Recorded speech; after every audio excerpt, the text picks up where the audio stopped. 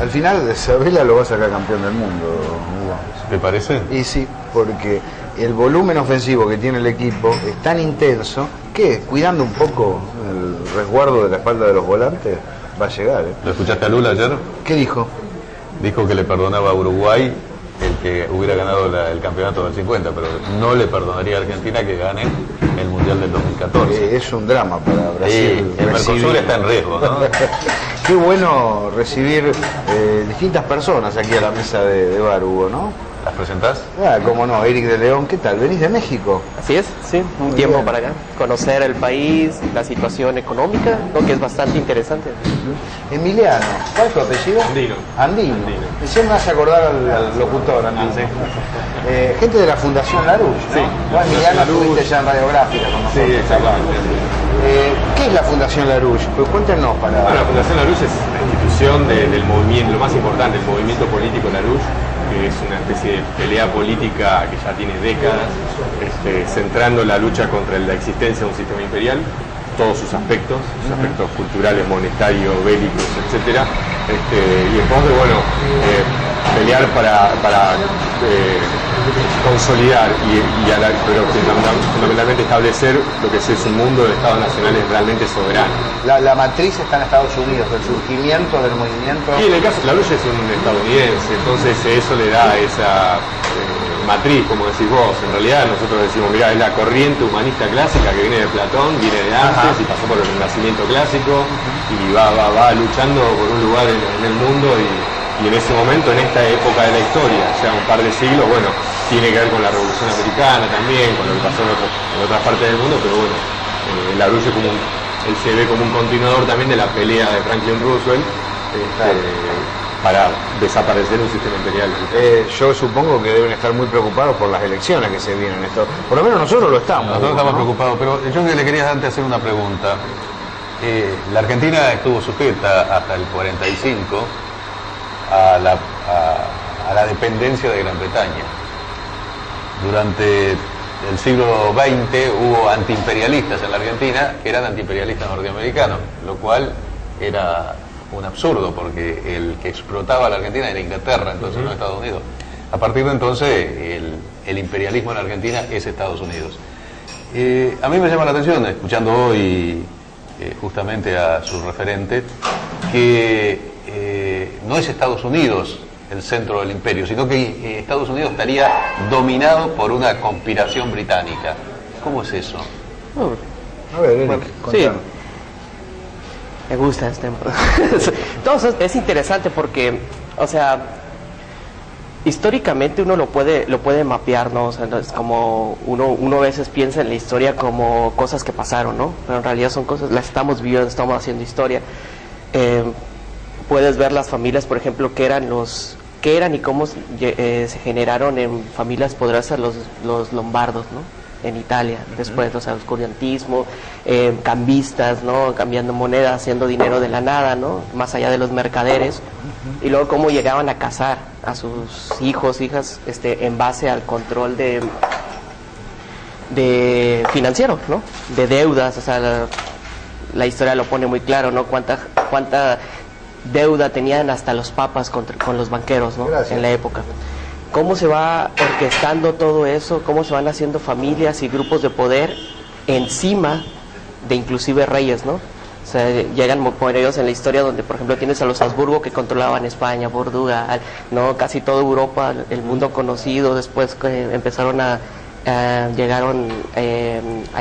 América. ¿Eso, ¿no? Es un equivalente al presente del Club Bilderberg, alguna especie de asociación de poderosos? Sí, o sea, también el Club Bilderberg, todas estas cosas son parte de ese tipo de organismos de control, ¿no? Familias, grupos de poder, corona británica, ¿no?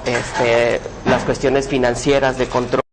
La globalización lo deja muy claro, ¿no? O sea, era una situación en donde tienes el control financiero independientemente del país, en donde tienes un consorcio en México DF y lo tienes aquí en Buenos Aires, Argentina, ¿no?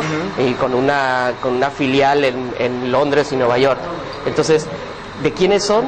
¿Qué son las familias? ¿O cómo funciona simplemente desde el funcionamiento de una SA, ¿no? Una sociedad anónima, en donde tienes un grupo de familias donde puedes tener tú una cara visible, que es el director general puesto por un grupo de gente que está por encima del supuesto, que si lo dejamos en términos meramente de decir el burgués, ¿no? Queda subsumido, ¿no? O sea, en algún momento en la Argentina el concepto que están explicando tuvo como identificación la idea de sinarquía, ¿te acordás? Sí, ¿no? sí, sí. Si lo despojamos de elementos culturales y lo situamos en lo económico, estamos trabajando sobre conceptos relativamente parecidos, porque el tema cultural hay un riesgo ahí, que todos conocemos.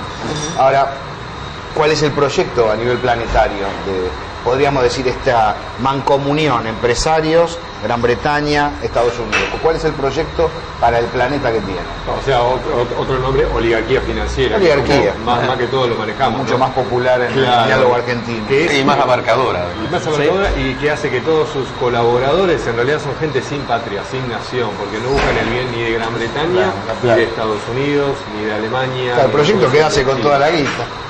Sí, es un proyecto para volver. Yo siempre lo recuerdo, uno de los principales promotores de esto es Tony Blair, que están hablando de volver el mundo al Estado político previo a 1648, antes de que se firmara el Tratado de Westfalia, para desaparecer la idea de Estado Nacional y tener, bueno, gobierno mundial, globalización y un solo único poder mundial. Siempre se ha hablado, Robert Mandel, Domingo Cavallo también apoyaba eso, la idea que era una moneda mundial, era lo que quería hacer Keynes. Para realmente desaparecer todo esto que tiene que ver con los sistemas culturales y organizativos que es una nación, que es lo más natural y lo más óptimo para organizarse. Bueno, suprimir eso con un gobierno mundial, achatar todo lo que es el sistema cultural, etcétera, pero el asunto es eso, una oligarquía financiera que no tiene nación. Y ahora vienen elecciones, es decir, hay un camino. Primero, digamos, no sé cómo lo ven ustedes, pero en Estados Unidos participa muy poca gente en las elecciones. Da la sensación que un grupo de ciudadanos reúne la voluntad del conjunto y va para adelante, participa sin un poco, consultar, claro, y lo hacen mal. Claro, y además lo podemos orientado. Claro. Bueno, resulta llamativo que en Estados Unidos y en Venezuela el voto es optativo.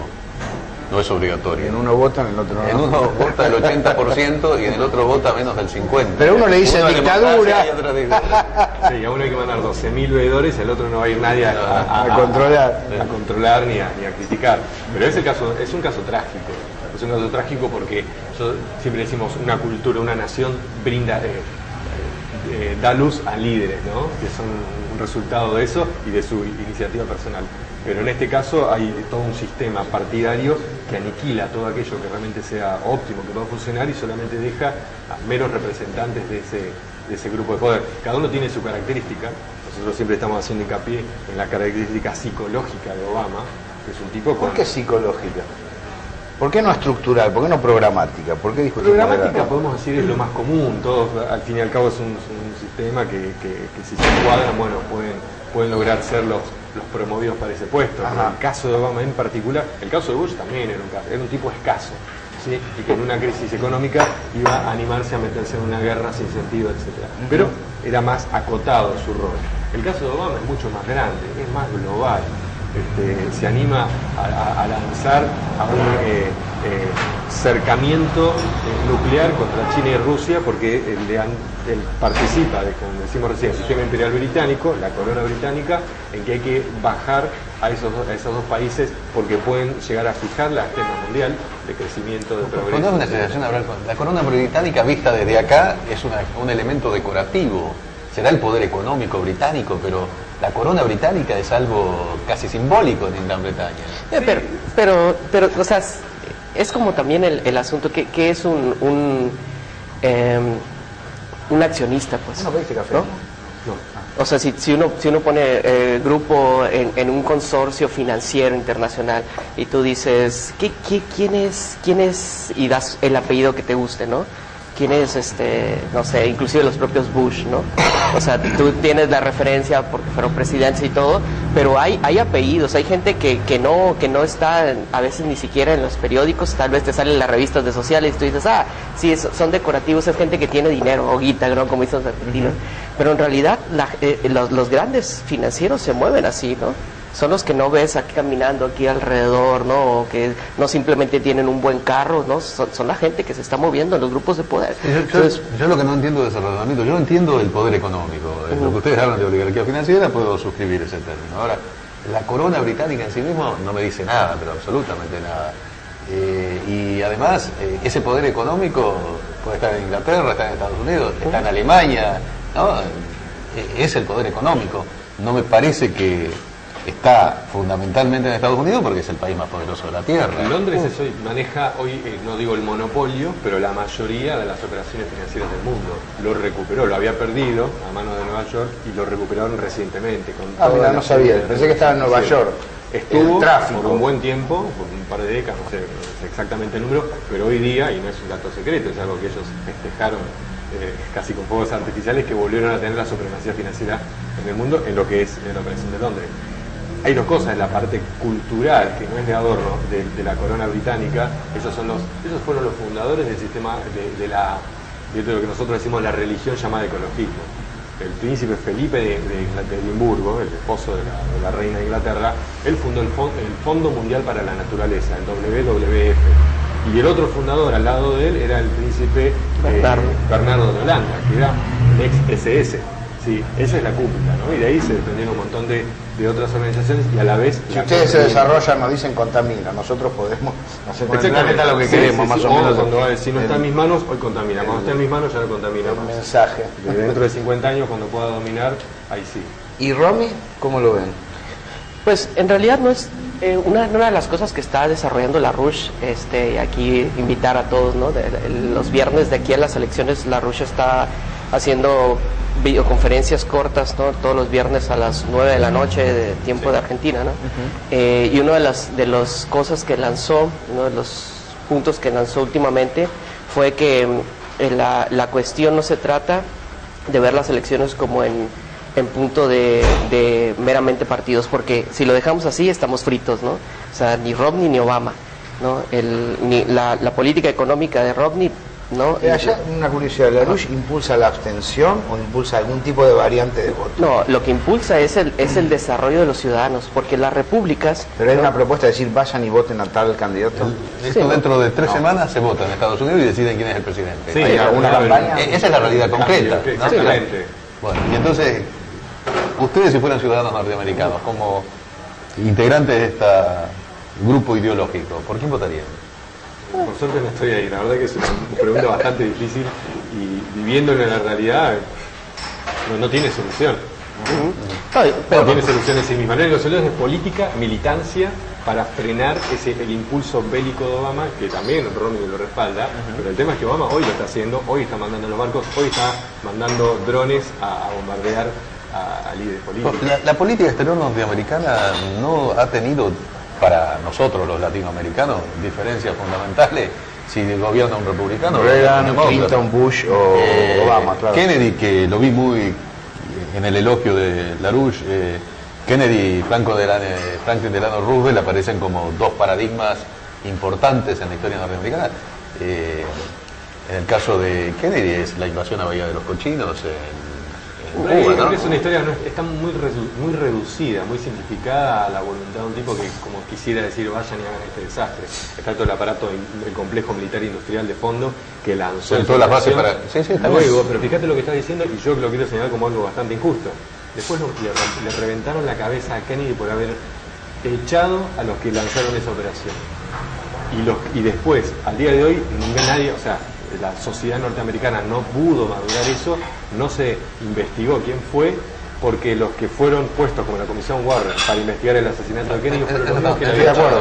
Entonces hay sangre, hay una injusticia muy fuerte que yo creo que para que el mundo ande bien... Kennedy era el que mandaba a los asesores a Vietnam, es decir, preparó el camino que Johnson después te lo terminó. Kennedy no quería ir a Vietnam. Kennedy estaba ya había una buena cantidad de observadores, eso que eran en Vietnam. No es lo mismo una guerra que él estaba luchando en contra y después le reventaron la cabeza en el 63. O sea, pongamos, Vietnam llega hasta el año 70 y pico, ¿no? En el año 63 Kennedy estaba, y lo ves en los videos, está diciendo no necesitamos hacer En el 64 tenemos que en el 64 se crean el incidente diplomático del Golfo de Tonquín, que fue fabricado. Sí, hace un año Kennedy ya estaba muerto. Sí, no, ya estaba. No es muy distinto al origen de la invasión siria. Ajá, exacto, es que ese es el asunto. Sí, por eso la pregunta no me convence tanto y yo no me lanzaría tampoco a responderla, ¿no? Porque como lo que dice Emiliano es difícil. Porque estamos hablando de un mundo controlado por una oligarquía que está metido por todos lados, hasta el complejo militar industrial que denuncia Eisenhower, que sabemos que está metido así, y hacer una pregunta objetiva en una discusión que tiene todos esos elementos es medio... A ver, tratando de entender, sería como si nosotros tuviéramos para optar entre Duhalde y De la Rúa. Algo así, ¿no? Donde vos decís, no, ¿y qué hago ahora? Y no sé, militancia política. Y algo más probable, Scioli o Macri, por ejemplo. No, bueno. Pero la pregunta... Yo ya tengo una respuesta para eso, pero no voy a dar en este programa. ¿Cómo la ven a Cristina? Me la cambias, ¿no? No, seguir hablando de la elección norteamericana, no hay ningún problema. No, nada más. Y después te voy a preguntar por qué. Sí, nada más puntualizar un par de cosas y le entro directo porque Cristina es un buen tema, ¿no? Que me dice. La cosa es que uno no puede quitarse los problemas con las cuestiones objetivas de decir sí, no, vota por este o el otro. La cuestión es que, y otra vez, yo sí me tengo, porque lo tengo que hacer, remitir a la cuestión histórica, la diferencia que a veces no la tomamos en referencia histórica es cómo es que se visualiza un ciudadano contrario a un súbdito, ¿no? O sea, no es una cuestión objetiva que alguien se vea como súbdito, que tiene que dar, ¿no? Y estar por debajo de alguien, en sí tiene unas implicaciones sociales, psicológicas, políticas y de todo tipo. Un ciudadano no. América, el continente, no los Estados Unidos, América como continente en la historia, en lo que está ocurriendo ahorita, un ciudadano es una cuestión que no hemos entendido todavía, porque independientemente de los gobiernos que hemos tenido, que sí están también filtrados por la oligarquía y que han servido a esos mismos intereses, el asunto es que el ciudadano como tal, ¿no? Como lo vemos en las propias elecciones, el ciudadano como tal no alcanza a concebirse en lo que realmente es y el poder que tiene, ¿no? Porque aunque nos ha ido mal, bueno, en México no hemos tenido golpes de Estado, pero sí hemos tenido dictaduras, ¿no? Sí, exacto. Entonces, es la misma oligarquía la que hizo Operación Cóndor acá, la que está haciendo... Yo creo que en algún momento estoy de acuerdo, lo que pasa es que el cambio puede llegar a ser muy lento si no se planta bandera y se avanza de manera referenciada sobre un líder determinado para poder, con sindicatos, con organizaciones sociales, para poder transformar. Es que los gringos, los estadounidenses, pues, es que le decimos en México, ¿no? Tienen ese gran poder, ¿no? Decía Porfirio Díaz, ¿no? El asunto es que... cerca de Estados Unidos y tan lejos de Dios. Sí, de Porfirio Díaz. Y ahora lo agarró Calderón. ¿Son creyentes ustedes? Sí. Gracias a Dios. No, pero sí, por ahí creo que tenemos que poner discutido. Por eso esto que plantea La Rocha me parece retante, ¿no? Decir, no hay que dejar las cosas nunca en la cuestión meramente de partidos, de uno y otro, porque nos dejan como si fueran hinchas, ¿no? O sea, no te importa el proyecto, no te importa el programa, sino de cuál eres, a qué le vas, ¿no? ¿Qué cabe esperar entonces? Va a haber elecciones objetivamente. Si gana Romney, ¿qué cabe esperar? Y si gana Obama, ¿qué cabe esperar? Lo respondo con la intención política. Sigue este supragobierno, digamos, sería. Sí, no, eso no cambia en absoluto con ninguno de los dos. El tema es cuál es más peligroso. Sí, cuál le puede apretar un botón rojo, no, y tiene que ver con con seguir llevando la situación al desborde. Le leyeron a Chomsky en ese sentido, dice, la verdad, estamos pensando que es preferible que gane Romney para que los demócratas lo controlen, porque como controladores son mucho más eficaces que como gobernantes, que se asimilan rápidamente al establishment y hacen todo lo que les establishment. El problema es que... Me parece riesgoso el razonamiento. Sí. Mientras peor mejor me parece riesgoso. Pero es que yo soy del mientras mejor mejor, pero es cierto que acá no hay un mejor, ¿no? Sí, se queda en eso. La problemática o el punto acá es entender qué se ha hecho uno u otro. Por ejemplo, mientras que, y esto lo entendí particularmente cuando escuché a Putin no hablar, mientras que Romney dice una cuestión retórica, ¿no? El propio presidente de Rusia que está haciendo y denunciando el escudo antimisiles contra Rusia, ¿no? Específicamente que está haciendo, le preguntan, Romney ha dicho que va a hacerse contra ustedes. Y un ex agente de la KGB, ¿no? Preparado, presidente, con todo lo que es Putin, pues, ¿no? Claro. Diciendo, Si gana, sabemos que tiene más una cuestión electoral que todo, ¿no? Y si gana, vamos a trabajar con él. Entonces yo me preguntaba, ¿por qué él tan como si nada lo dices, ¿no? O sea, seguramente sabe más cosas y todo. Pero eso por un lado. Por el otro lado tienes a Obama haciendo todo. Sin decir mucho, pero todo. El Premio Nobel de la Paz, ¿no? Así como Como ahora la OTAN, como la ONU. Mientras más invade, más premio Nobel de la Paz le dan. No, pues es, Como la Unión Europea. No, pero no me La Unión cosa que Europea. haría. No, la sino OTAN. que está haciendo hoy, la está haciendo. Claro, efectivo, claro. todas esas No, cosas. y Los los- miedos son una realidad. drones, ¿no? Asesinatos ilegales, ¿no? El escudo antimisiles contra No, yo Rusia. tengo la el bloque sensación, te contra comentaba China. antes de Hugo, que no hay una guerra, en realidad porque hay una madurez relativa de los pueblos del tercer mundo, por llamarlo de alguna manera. Digo, si América Latina en otro momento, hoy Irán, Siria, respondieran a las agresiones de un modo equivalente a las que reciben de Estados Unidos y Gran Bretaña, de la OTAN, o si Rusia y China respondieran a las agresiones, esto sería una conflagración bélica importante. Vos no estás muy seguro. No estoy muy seguro, por lo menos la experiencia existente desde el 45, desde que se arrojaron las bombas sobre Hiroshima y Nagasaki, que a esta altura son bombas de estruendos. Mataron 250.000 personas Bueno, en unos segundos. Desaparecieron dos ciudades enteras. No, pero con relación a la, lo a que la hay ahora. potencia que hay ahora, eran bombas de Era estruendos. eso, eran quirúrgicas para amenazar. Claro, Este es el claro. poder que tenemos. Con la primera ya era difícil suponer arrojar dos bombas sobre ciudades abiertas, no se podía arrojar a otro lado. Pero con la primera ya era suficiente, la segunda fue absolutamente gratuita y en un razonamiento general las dos fueron gratuitas, pero desde entonces hubo cientos de conflictos en el mundo.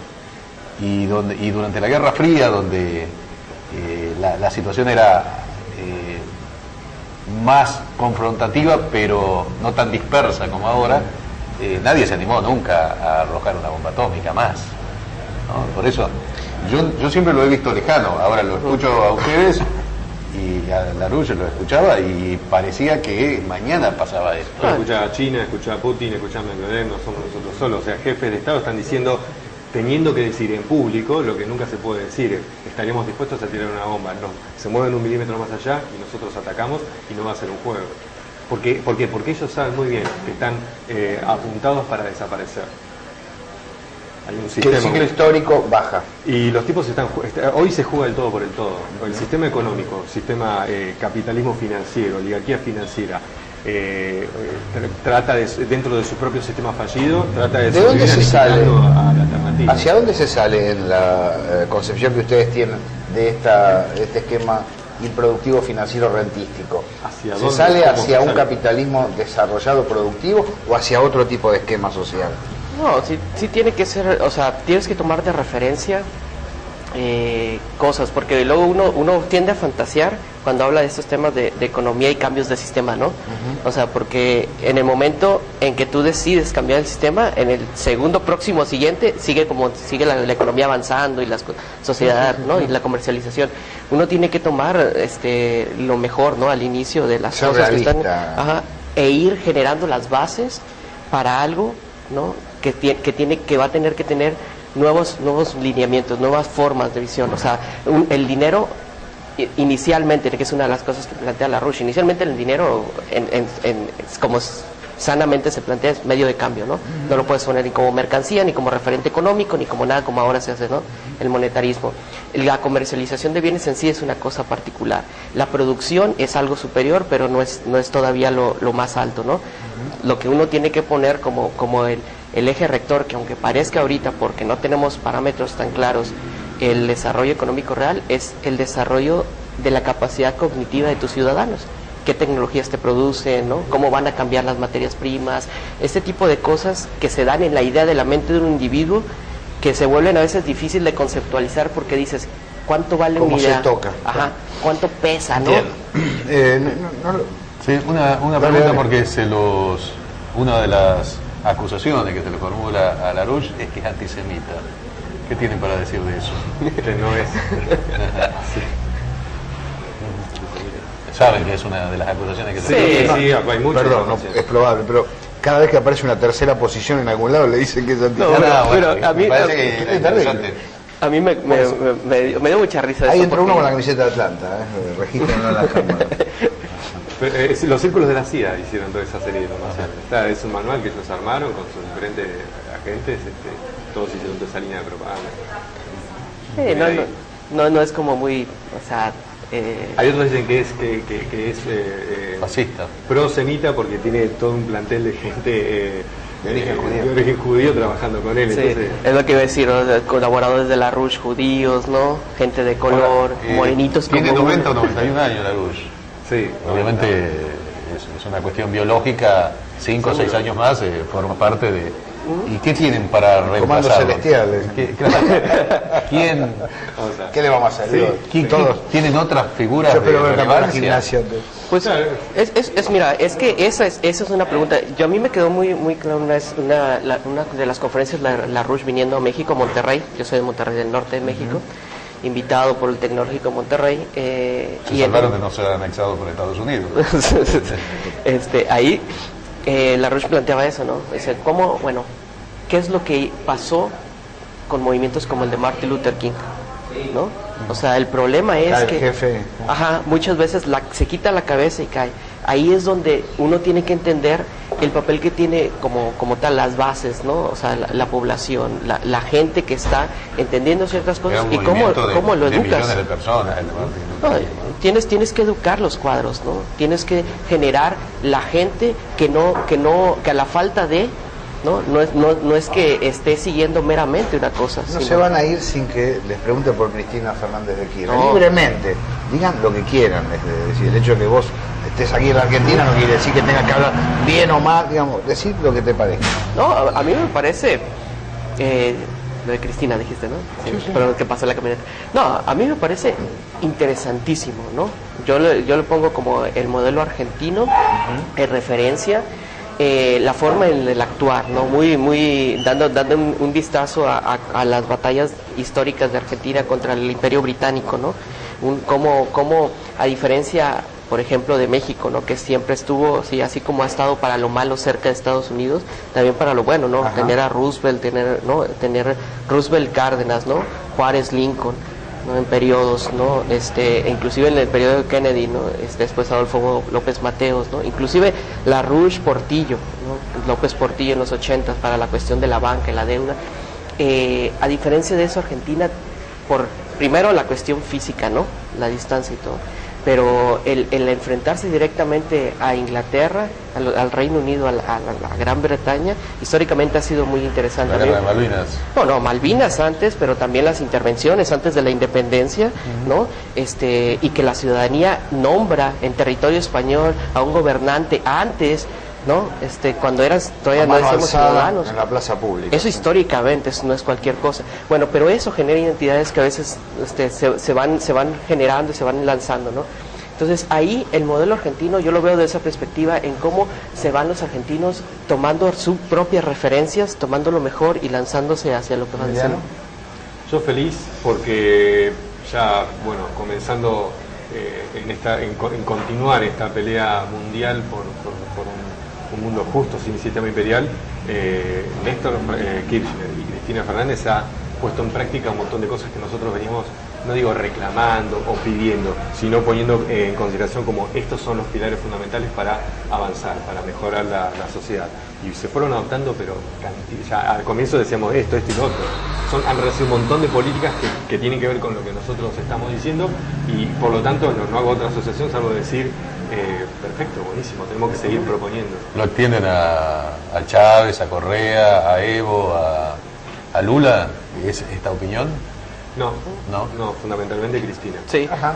Y nada más quería también para promocionar. Lula lo veo muy práctico, mucho más práctico, más cercano a la realidad.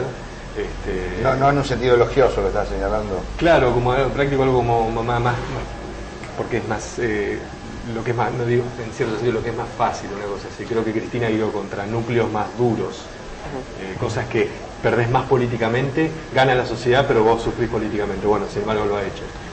Lula ha sido más oportuno en ese sentido. Sí, y esto que decías tenemos un trabajo que sería bueno que le dieran una vueltecita en nuestra página de las enseñanzas de Argentina para Europa, ¿no? Y también eso se puede intentar para el mundo, ¿no? Como no solo lo de la deuda, no solo cómo enfrentar el asunto de la quita, ¿no? de la deuda, la moratoria, sino el modelo de desarrollo, que en muchas de las partes está, como lo menciona Emiliano, ¿no? Estamos muy de acuerdo en cosas que pedimos, pero todavía se puede hacer mucho más, ¿no? ¿Y las dudas sobre Chávez, cuáles son las que ustedes plantean? Porque aquí Hugo mencionó a Chávez, que es una figura muy importante en América Nosotros Latina. pusimos siempre lo que era el club de presidentes, esta mancomunión, ¿no? Este diálogo permanente, luchar juntos en la misma dirección, es una cosa también feliz, ¿no? Después de tantas décadas, a El veces. UNASUR como... Sí, el UNASUR, el Mercosur, el UNASUR fundamentalmente, es muy bueno, por eso hago una diferente valoración, pero también no hago semejante juicio, ¿no? Cada nación va llevando adelante sus líderes. El problema no está, si tuviese una crítica, no está ni en Bolivia, ni en Venezuela, ni en Ecuador, ni en Colombia, está en Londres. Así que mientras esté en Londres no voy a hacer otra pelea salvo esa. Nos vemos la semana que viene, pero vamos a seguir con esto, ¿eh? Sí, por Porque supuesto. vienen las elecciones y vamos a... Gracias, muchachos. Buen viaje. Espero que te sientas bien aquí en la Argentina. Sí, esperemos. Está bueno el café. Gracias.